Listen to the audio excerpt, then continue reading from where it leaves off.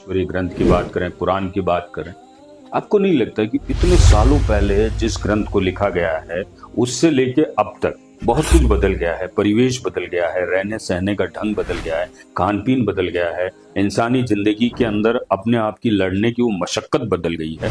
क्या आपको नहीं लगता कि उसके अंदर अब कुछ मॉडर्नाइजेशन होना चाहिए, उसको अब कुछ तरीके से उस ग्रंथ के अंदर कुछ ऐसा अलग से बदलना चाहिए जिसके कारण कि थोड़ा सा सजल हो जाए, थोड़ी सी हाँ, आपने बात कही। देखिए, एक तो पहले तो निशानदेही करनी पड़ेगी कि क्या बदलना चाहिए, क्योंकि ये चीज आउट ऑफ डेट हो गई। जैसे आप कहना चाह रहे हैं, ईश्वर जो है वो सर्वविदित है, सब कुछ जानता है।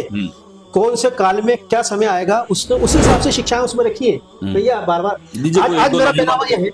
एक दो नमूना बताइए कुरान का आज की परिस्थिति में और पहले की परिस्थिति में क्या है? देखिए, जैसे मिसाल के तौर पर कुरान ने बच्चा जो माँ के पेट के अंदर जो चीजें चल रही हैं उसके बारे में बताया 1400 साल पहले। उससे पहले कोई नहीं जानता था कि माँ के पेट में क्या कुछ होता है। उसने बताया कि एक बूंद है मनी की जो टपका दी गई है, वो उधर से भी कुछ आ रहा है। पहले ये नहीं था कि औरत की तरफ से भी कुछ आता है, भेजा उसकी तरफ से आ रहा है, फिर वो उसके अंदर शुक्राणु दौड़ रहे हैं और एक शुक्राणु जाके चिपक गया, जोक की तरह वो चिपका हुआ होगा, फिर वो गोश्त बनेगा और फिर उसके अंदर हड्डियां निकल जाएंगी, फिर वो 4-6 महीने का होगा तो उसमें सांस डाल दिया जाएगा और ये फिर वो 3 पर्दों में रहेगा और उसको ग़िज़ा नाली से दी जाएगी। ये सारा विवरण कुरान में है। मेरी बुखारी रुक गया वहां पर। उसने कहा कि क्या मोहम्मद साहब कोई डॉक्टर थे? ये क्या कहानी है?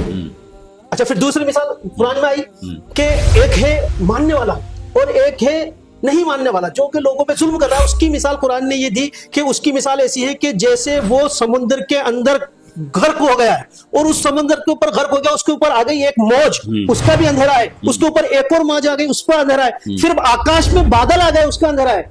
ये जो चीज है कि यानी कि समुद्र में कोई डूबा हुआ है, उसके ऊपर एक लहर आएगी तो उसका अंधेरा उसको महसूस होगा, दूसरी लहर आएगी उसका अंधेरा डूबने वालों को महसूस होगा, और अगर बाहर आकाश में बादल आ जाएंगे तो वो उसको महसूस होगा।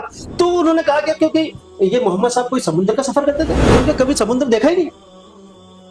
तो ये बात तो वही कह सकता है जिसकी जिंदगी समुद्र के अंदर गुजरी हो कि नीचे अगर कोई है, ऊपर बादल आ गया तो अंधेरा महसूस होगा। इसका मतलब ये ईश्वर का